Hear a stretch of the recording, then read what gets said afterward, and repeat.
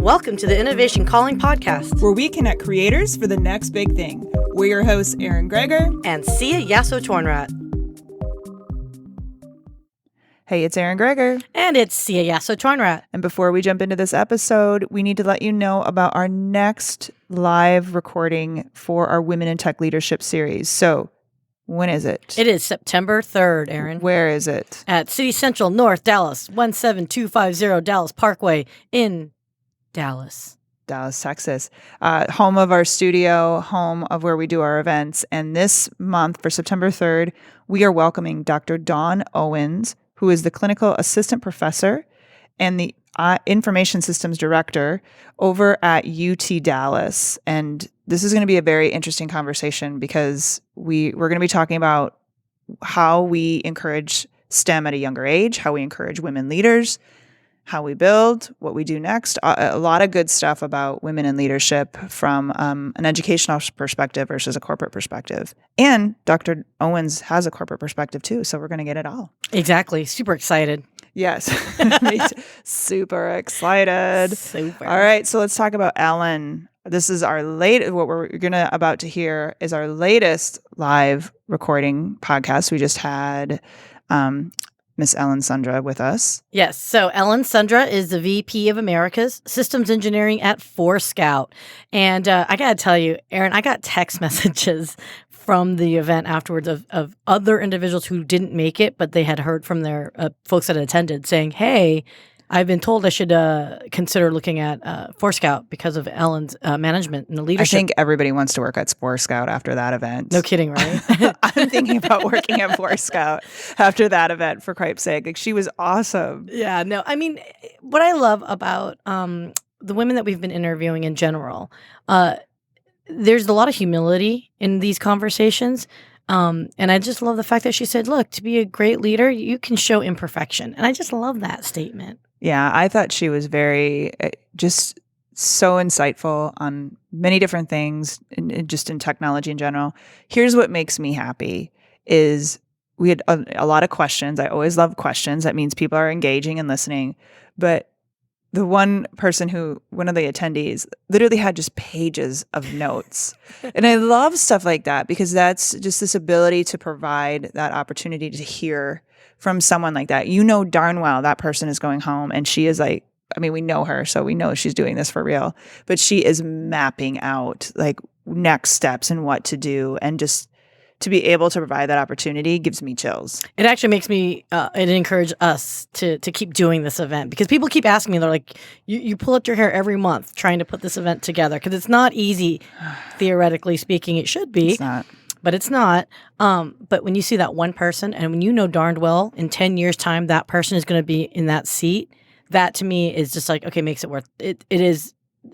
I feel like we're paying it forward in our own way. Yeah. And I think, too, one of the big perspectives I really want to cover, and I know this is a little bit longer than we go in, but leadership in technology doesn't just mean you're working for corporate.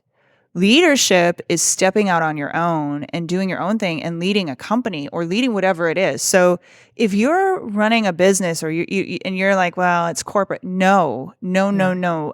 For me, I had to learn. It wasn't leadership I learned in corporate America. It was leadership I learned after stepping out and saying, I want to do this. I want to create it, and building a team around me to help that happen. And it was not a corporate thing, but I think the insights I've learned from these women make me a better entrepreneur too. Oh, I absolutely 100% agree. There's no two ways about it. And so, I mean, we're almost killing the conversation. I know, because there's a whole conversation behind this, but yeah, no. So on that note, folks, I hope you guys enjoy our time with Ellen Sundra, who was our special guest in our latest Women in Tech Leadership monthly live podcast recording series. All right, welcome to another episode of Innovation Calling. I'm Aaron Greger. And I'm Sia Yasso-Tornrat. All right, today we have Ellen. Thank you so much for joining us, Ellen. Thank you for having me. Everyone, welcome. We have I forgot to say it. We're at a live recording right now. Yeah, tonight. This is our Women in Tech Leadership event. Woo! I just love there's some individuals that are holding their glasses of wine, so they're doing like the golf clap with their wrist.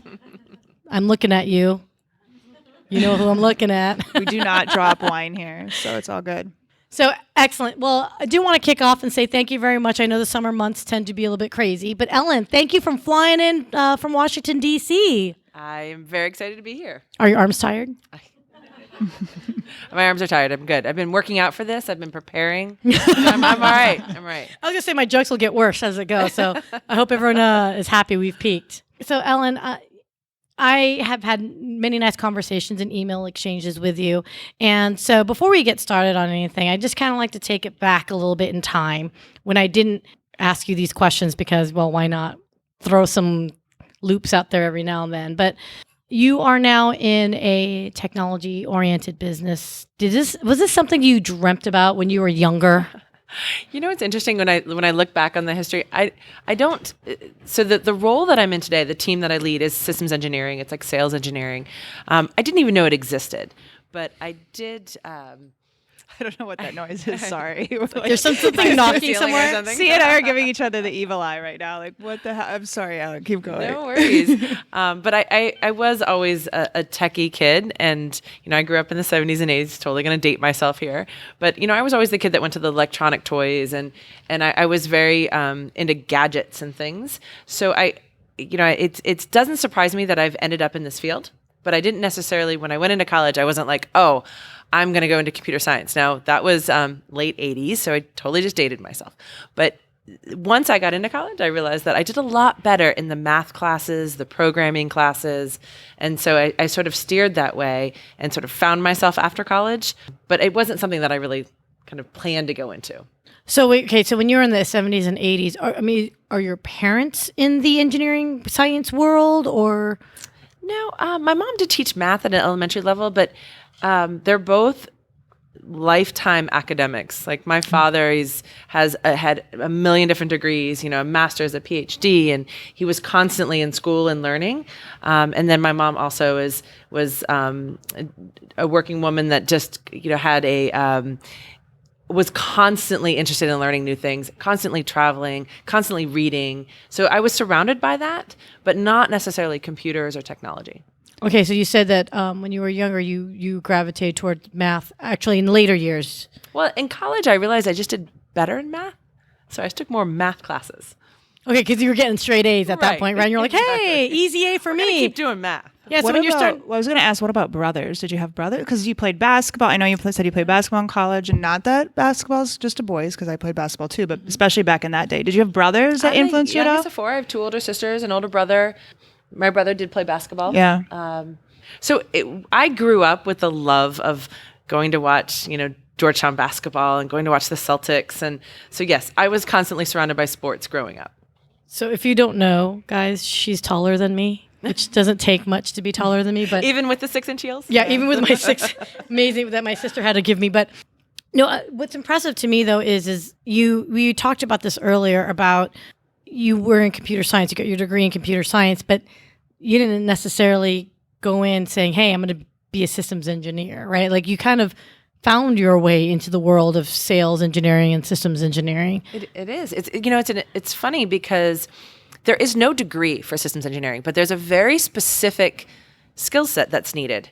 And so my path was a little unconventional. I graduated from college with a computer science degree. There were 4 people that graduated with computer science in 1993. Really? Yes. Wow. Wait, Rollins College is in Florida. It's in Florida. It's just yay, Florida. I was born in Orlando, so yay. Yeah. It really, it was so small that, and then the funny thing, the other 3 people lived off campus. I was the only one that lived on campus. So I was never allowed to skip a class because if I didn't show up for the class, they'd come and knock on my door.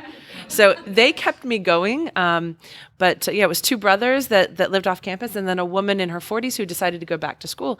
So I really had this support system, a very, very unconventional support system that would come find me. And I got my way through college doing a lot of programming. I actually learned on a mainframe.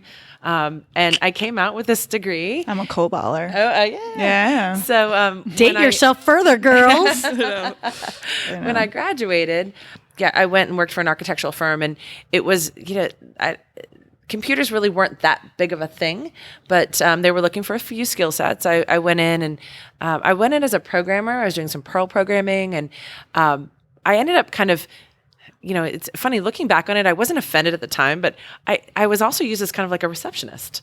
And so I would find myself when the receptionist wasn't there, they'd be like, can you go sit at the desk? And then I would have like free time. And people would ask me questions about, how does this new Windows thing work? And they didn't know like DOS, they didn't know command languages. So I ended up helping a lot of architects learn how to use their computer. And I put together like a little guide of just steps on how to do simple things. And someone said, you're a really good trainer. So I was like 22 teaching these architects how to use their computer. And I realized I didn't really like the position I was in and sitting at that desk. And at the time, I didn't know to be offended. I was like, I just don't like it. I don't know what it was. And I went into training. I thought, I'm going to go be a trainer. I think I'm good at this. I'm good at simplifying technical subjects. I understand computers. So I went to work for a training company, and they took me in and they said, look, you don't have all this, the skill, the knowledge yet, but as long as you have the soft skills and as long as you can present, we will teach you. And so I had this great, the owner of the company, he's actually still around. He writes books, Mark Manassi, had a small group of trainers, and we traveled around the country, and they taught me things like data communications, PC troubleshooting. Eventually, I did Microsoft certification classes. So picture this. I walk into a class. At this point, I'm like 23. I walk into a class. Typical class size was about 40 to 60 people. Not one woman. And average age, 50 years old. I mean, it really was a lot of men doing data communications, right? So we were talking about like multiplexing, like stuff that was really old. But I knew it inside and out. And it was very formative for me because, again, I was naive. I walked in thinking, I know what I'm talking about. And some of the first classes, the guys would come up and they'd be like, who's the instructor?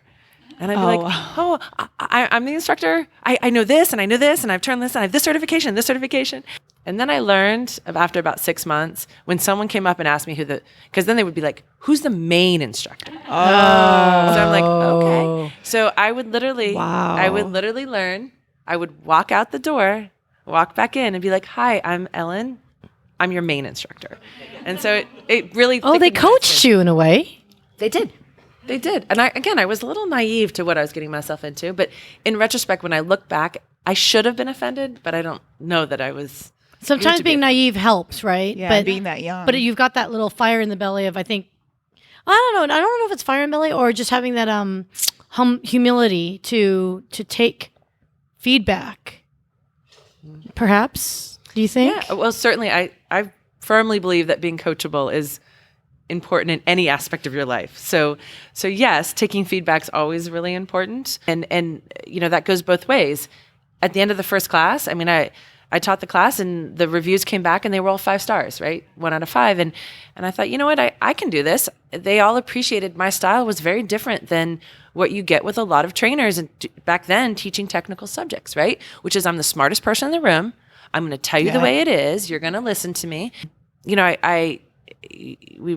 Again, looking back at kind of the way I made decisions, I remember when I was in high school, my mom bought a computer and it really wasn't even a computer. It's like a word processor. And she was super frustrated. Like she didn't understand all the features. And I just remember her like on the verge of tears. And she's like, this is an awful process. I thought, why is it so hard? Why doesn't someone just help her understand which one's going to meet her needs and which one should she buy?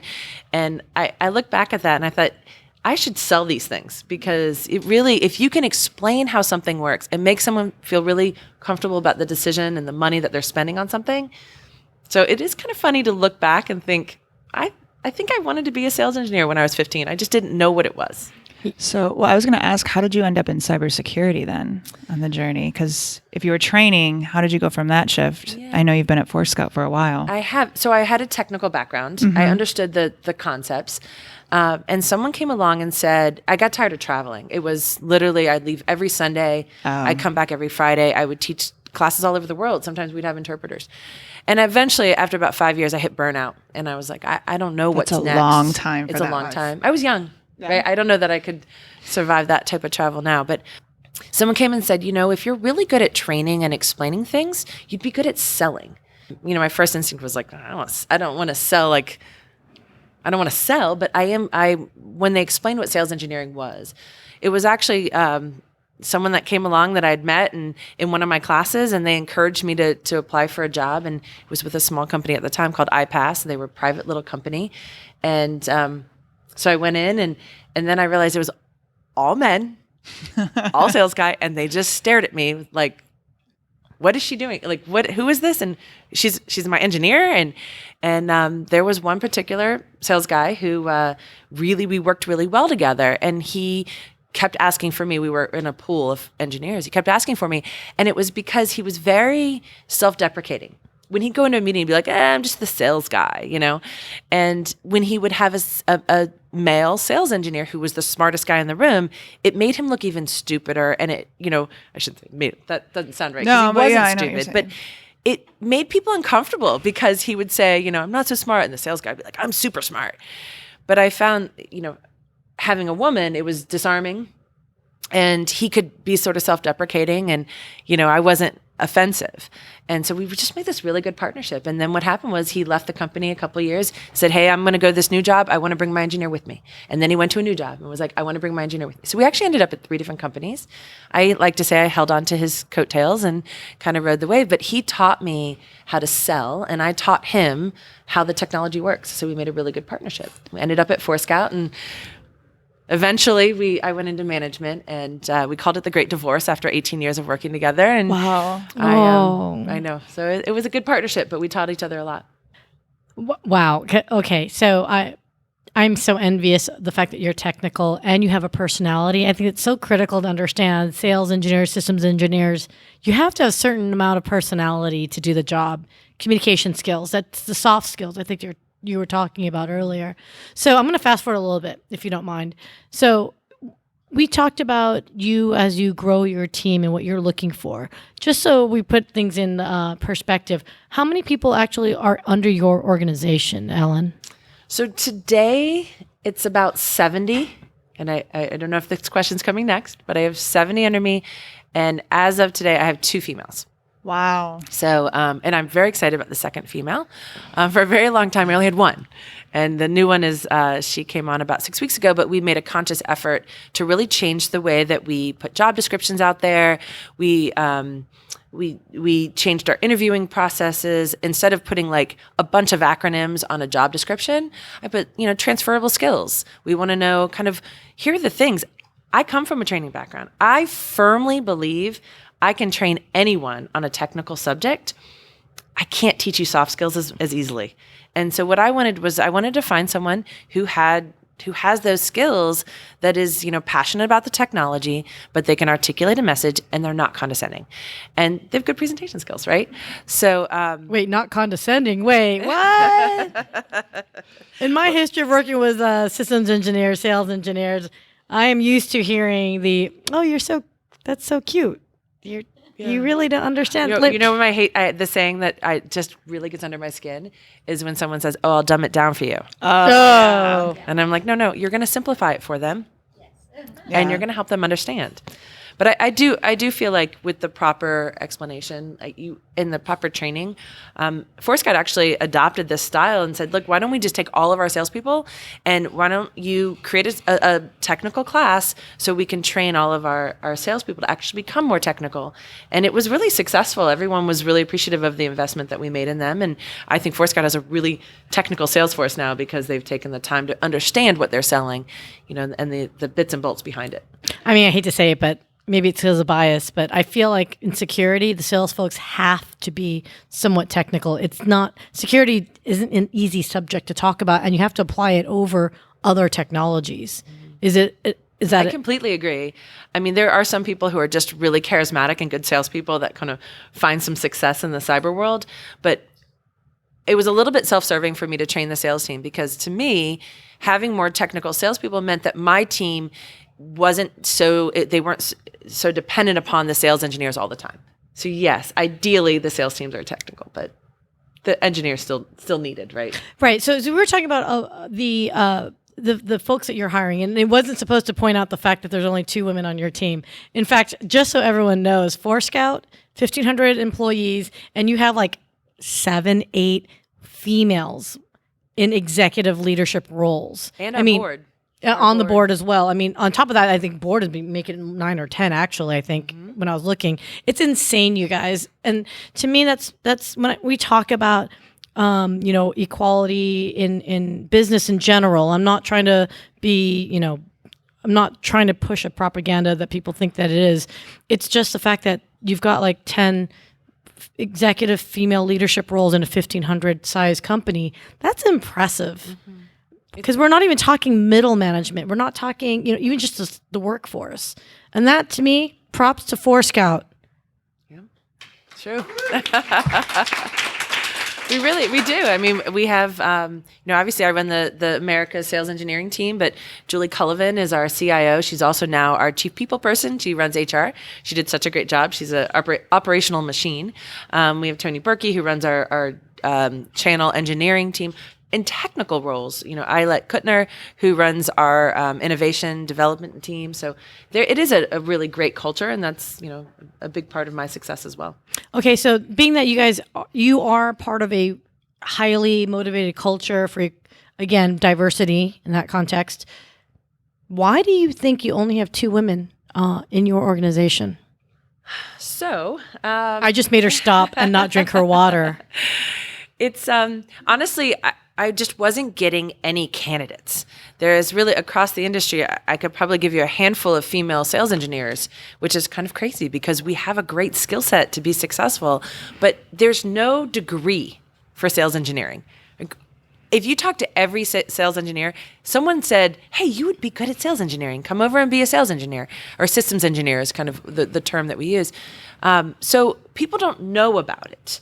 And so what ends up happening is we get the same candidates over and over again. I don't see any new candidates. And there's really very, very little bit of diversity across the candidate pool. The female that we just got in, she actually was not a sales engineer. She was working for another company, and she kind of saw systems engineer, and she saw the description, and she's like, I really want to do more. I want to solve problems. And so we attracted her by changing the job description. But I think we need to do more. And so one of the initiatives that we're doing at Forescout that I just started this summer is I asked for more interns. I was like, I need to really develop more different candidates, not just female, but diverse candidates. So I asked for 2 interns in the DC area, which is where I live. And the CEO said, that's great, but I would also like you to have 2 interns in California at our headquarters. So I had 4 interns this year, and 3 of them are females. Oh, and they're all thank you.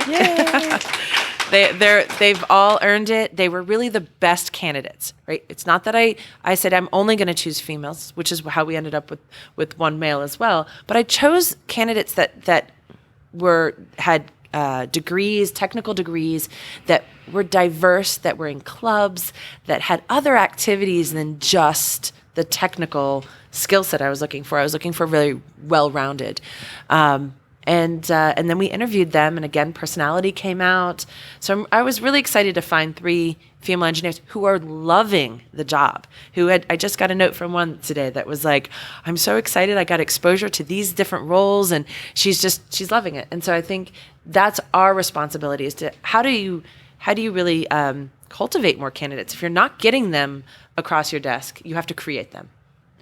So actually, it's a good point, because we have next month or September, we have UTD coming, and one of the conversations we want to have. Erin, wait, stop. What's UTD? University of Texas of Dallas, UT Dallas. And we want to have those conversations of, okay, we're talking about leadership, how to get your own career, but what can we do in the cultivating section to actually get more women set up for jobs like this?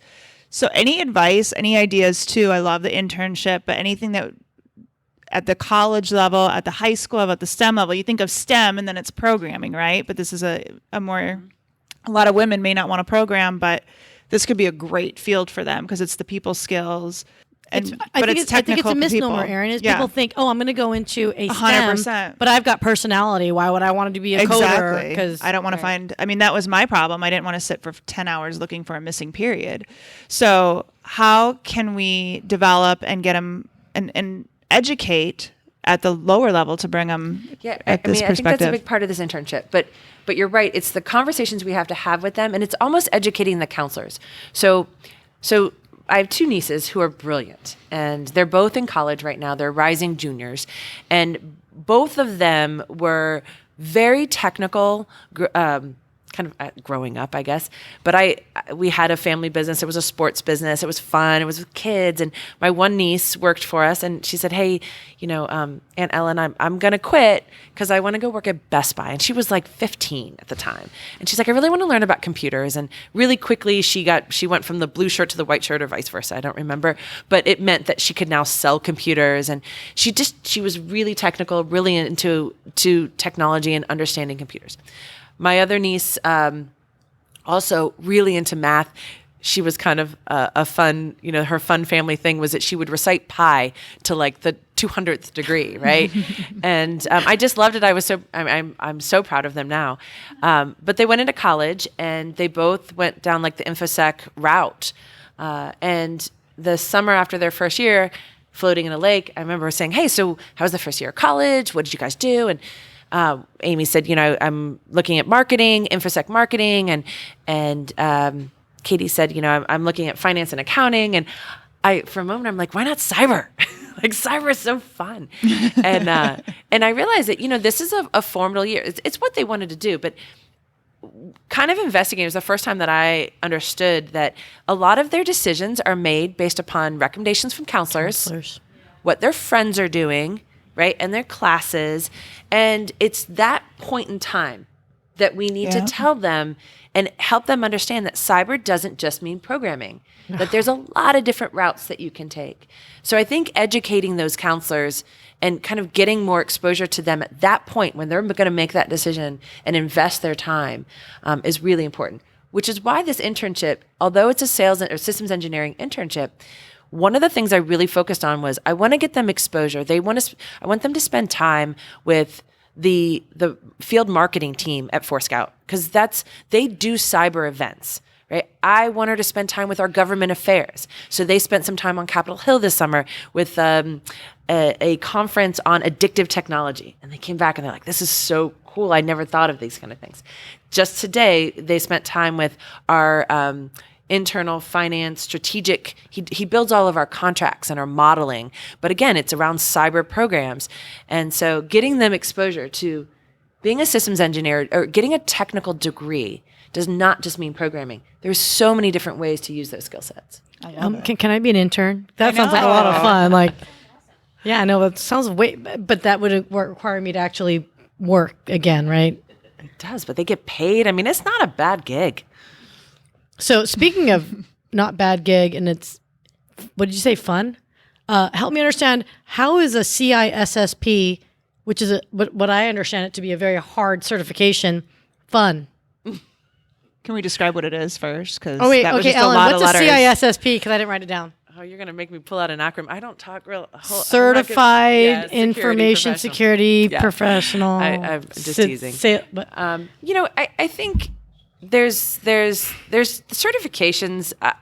To me, it's like a stamp to say, look, I put in the time, the energy, the research. I can learn this.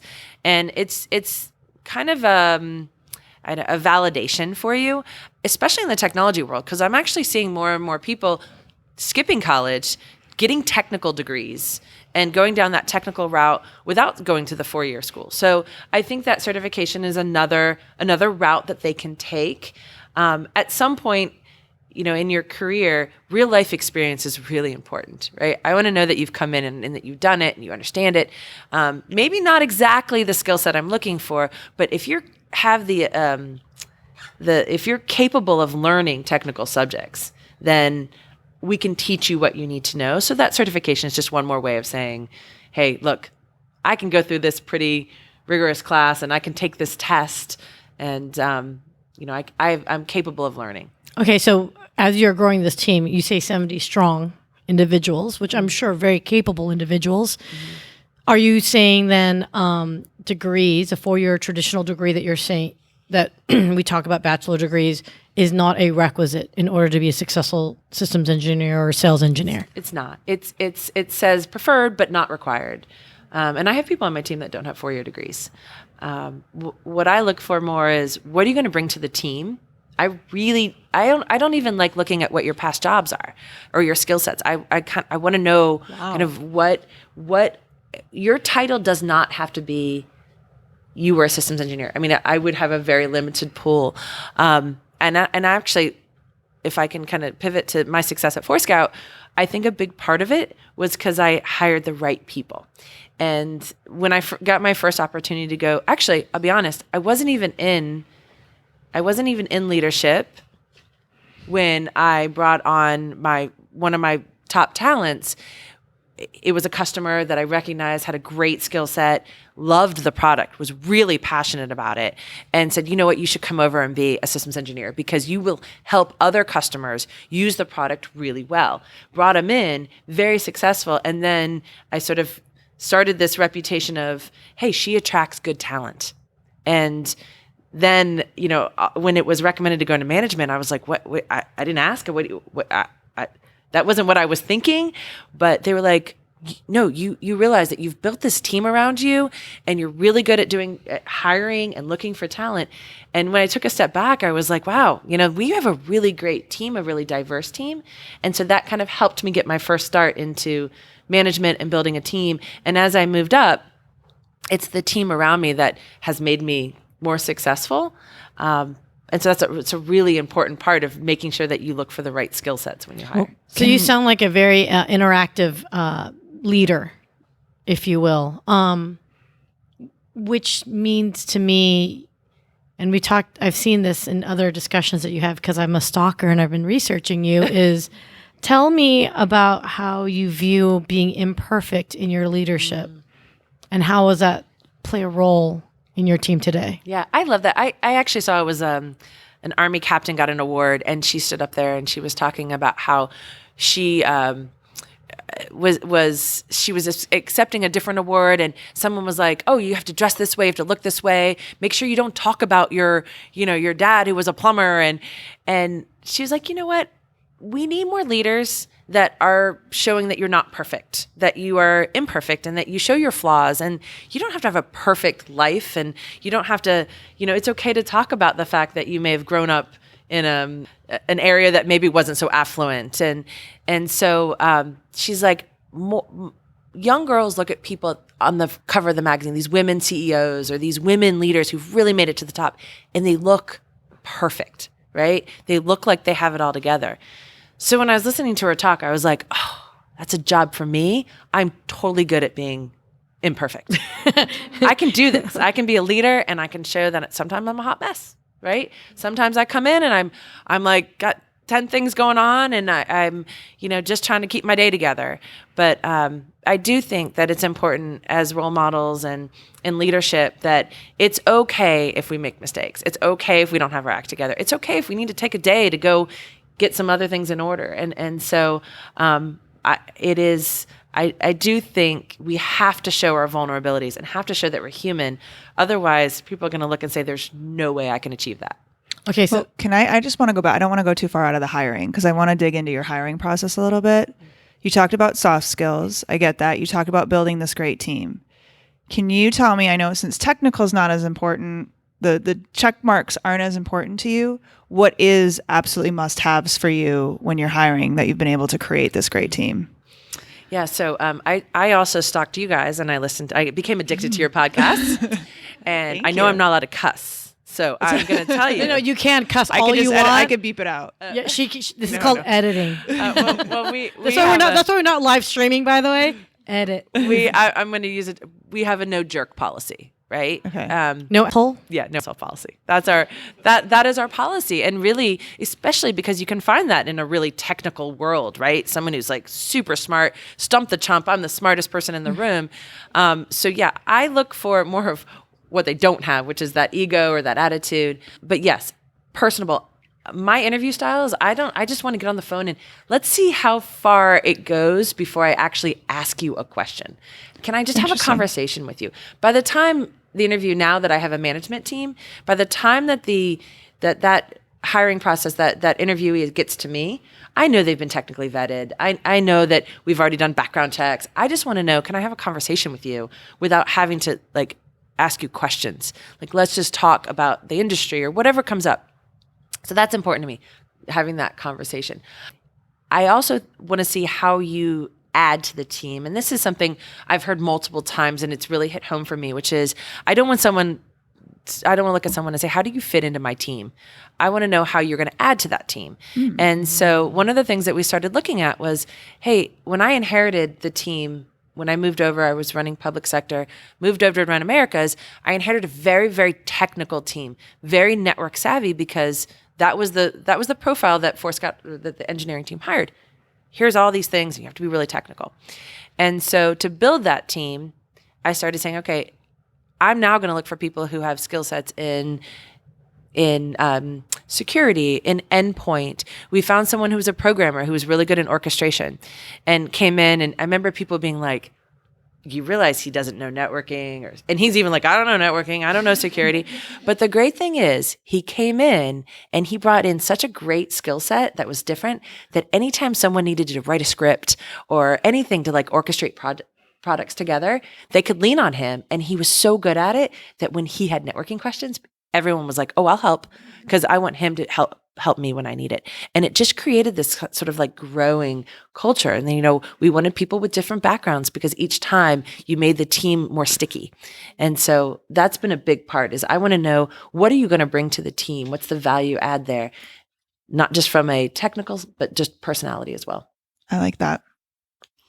I want to work at Forescout. I know. I don't want to work. I just want to be there. Can I just be part of your guys' team meetings and laugh and chuckle?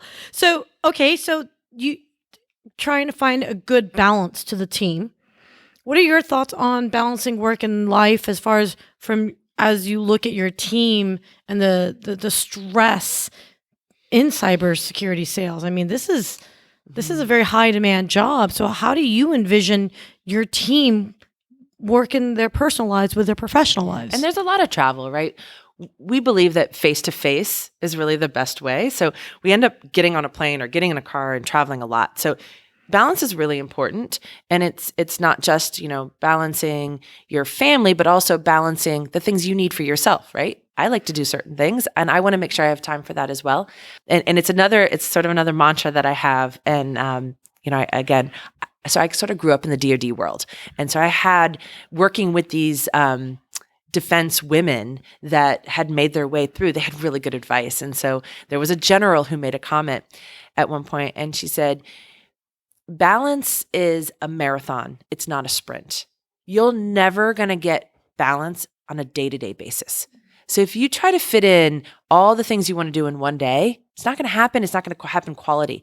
So, to spend time, I have 3 kids, to spend time with my kids and give my husband the time he needs, and also have time for myself and my hobbies, my team and work. I can't fit that all in one day. But if I look over the course of a month, do I give my family the time to nurture and culture them?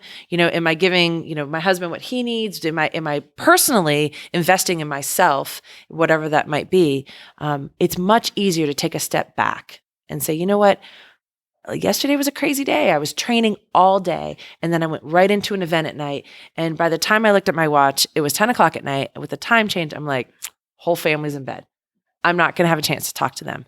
But it's okay, because I know that this weekend when I come home, I can guarantee my phone's going away, electronics are away, we'll make a trip to the lake, and we're going to have some good quality board game time, right? We're going to have some good family time together. And my kids are perfectly okay. They understand that I'm working, but that their time is their time.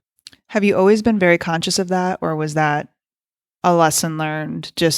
I know, especially small kids are going to have different needs, and as they get older, but now you're running them around everywhere, right? But have you had to really work on that, or has that always just been a philosophy that you've known? And so I think I did have kids a little bit later in life, and so I think it was quite a blessing. And so they've always been such a priority for me. When I traveled a lot when they were young. And so they're very well adjusted. They're very independent. I also have a very active husband. So it's great, because on occasion he would send me, they'd be like 4, 6, and 8, and he'd send me pictures of them all folding their own laundry in the living room. I was like, this is great. But I told them, I empowered them.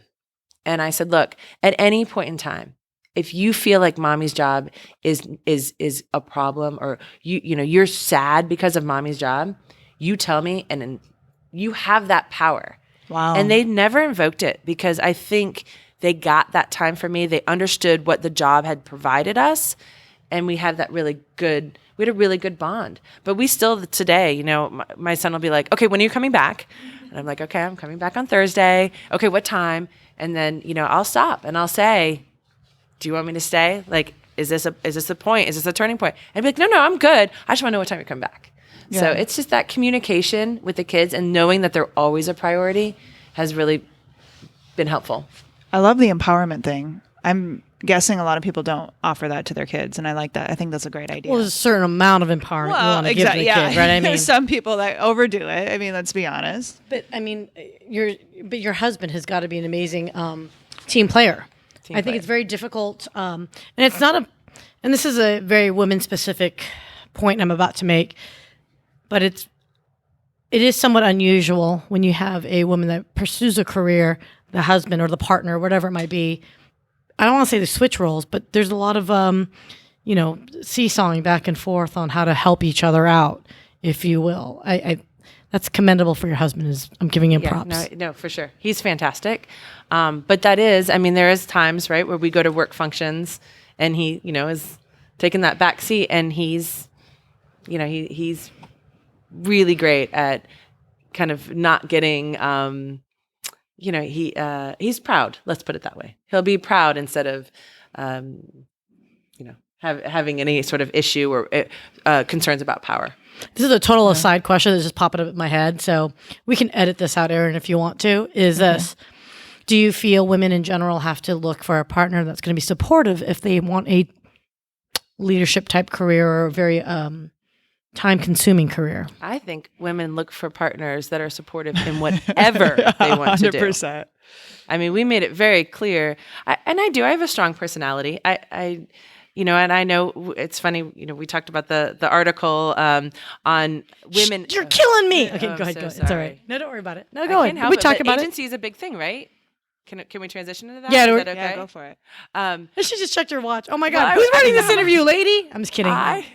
See? No, we should actually transition to it. No, you're good. You're good. No, Erin's the one that's keeping us on time, apparently, because I didn't look at. Both of you guys have watches. I don't know what that means.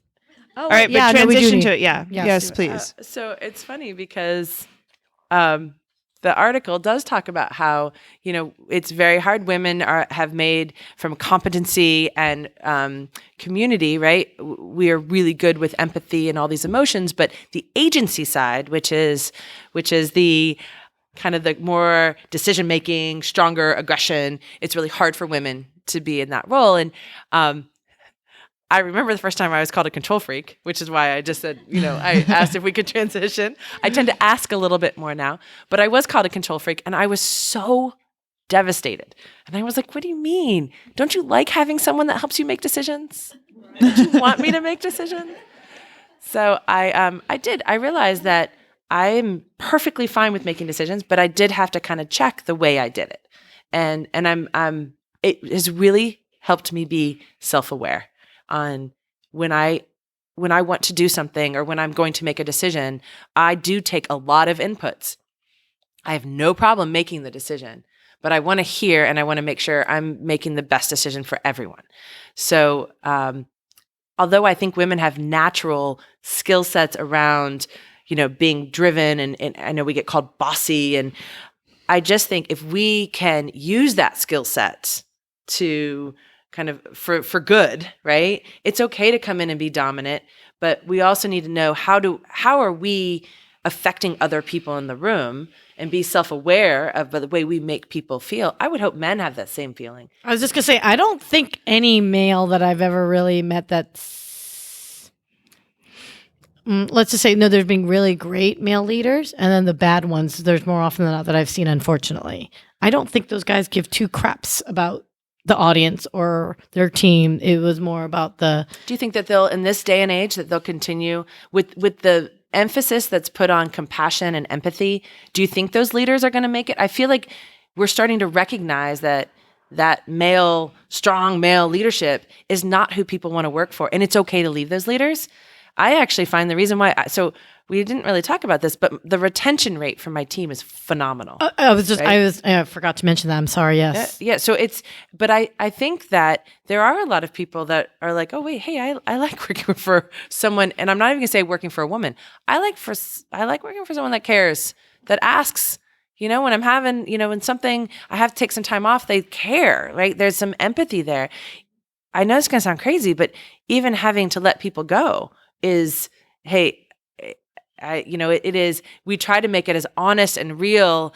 It's a process that's painful, but I genuinely want to make you better from it. I know you're going to hate me, but this has happened. And I do think that there's just some skill sets, whether it's a man or a woman, that empathy, compassion, honesty, it's valued now. Control, dominance, aggression, people will quit those jobs, right? They'll move on. Yeah, there's plenty of articles that talk about people quit managers, not companies. Right. Or jobs, right. for that matter. Well, and even look, like we'll go back to basketball, like Bobby Knight, for example. That used to be like the way to do it, right? You'd yell at people, throw chairs, get angry. Now it's not cool anymore. Like that's really frowned upon. And so you see it happening in even the areas where it's like, well, he's your coach, just listen to him. Yeah. Where that's more, we got to be more empathetic. So hopefully those millennials will drive that. So just to make a addendum here, and I don't know if you want to add it in later on, but the article of which Ellen had mentioned was Quartz at Work. Just want to make sure that no one accuses me of grabbing random articles. It was actually an article that was on LinkedIn that went viral on LinkedIn World, which is so funny to me. Mm. LinkedIn is becoming such social media. But okay, so we had talked about a lot about your leadership. If I can transition to a final topic here, which is the state of security in general.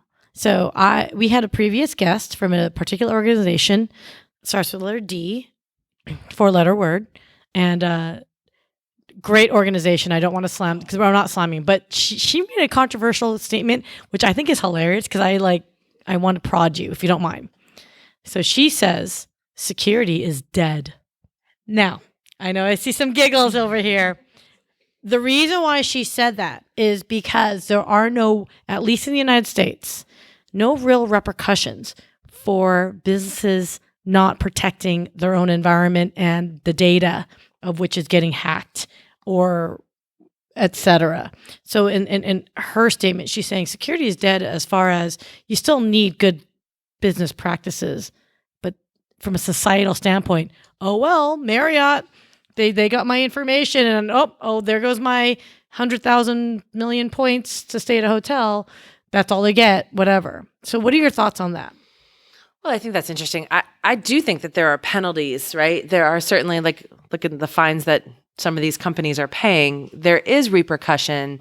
I personally think, so no, I don't think security is dead.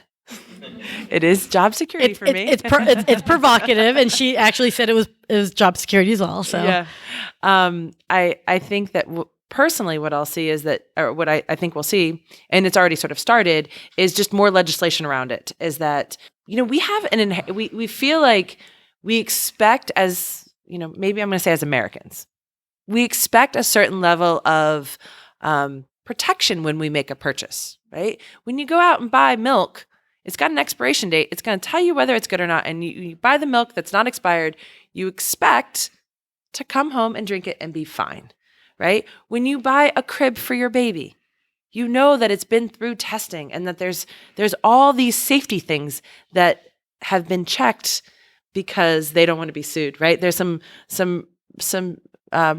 legislation that's happened there, right? We just have this level of expectation. Unfortunately, it has not transitioned into security or into technology, I'm sorry.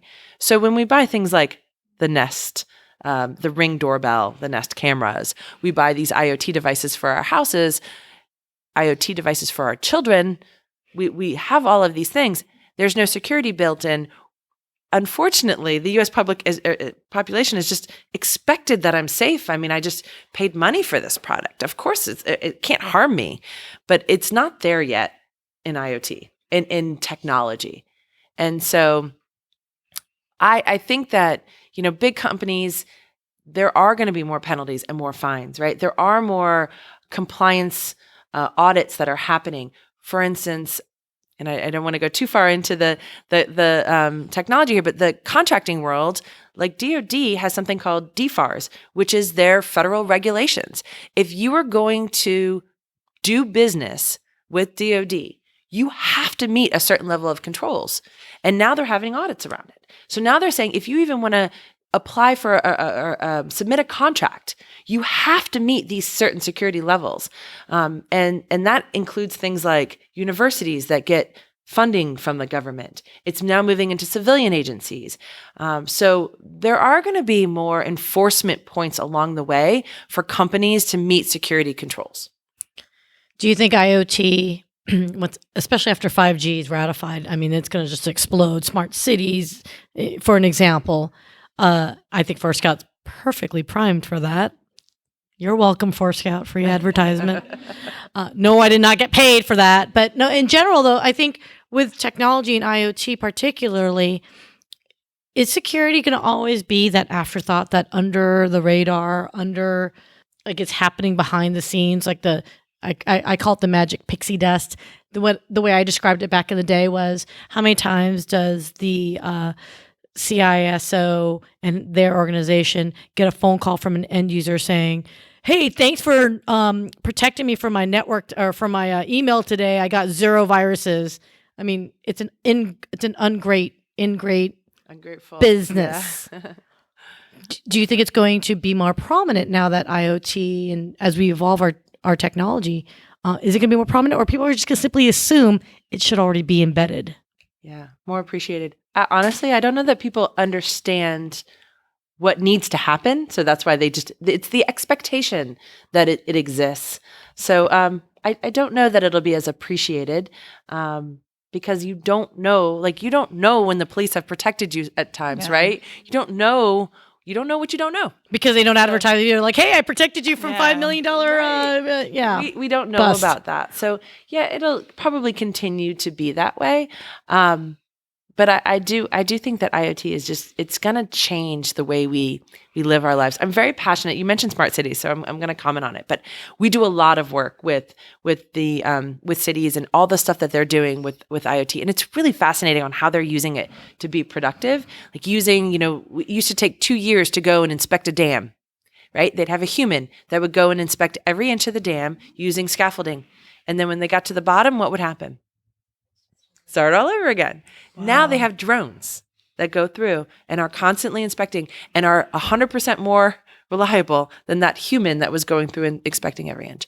There's enforcement. I mean, now they have like all of their gear has sensors in it, right? So you have police officers that, their gun holster has a sensor. So imagine a world where they pull out their gun and it immediately sends a note back to dispatch.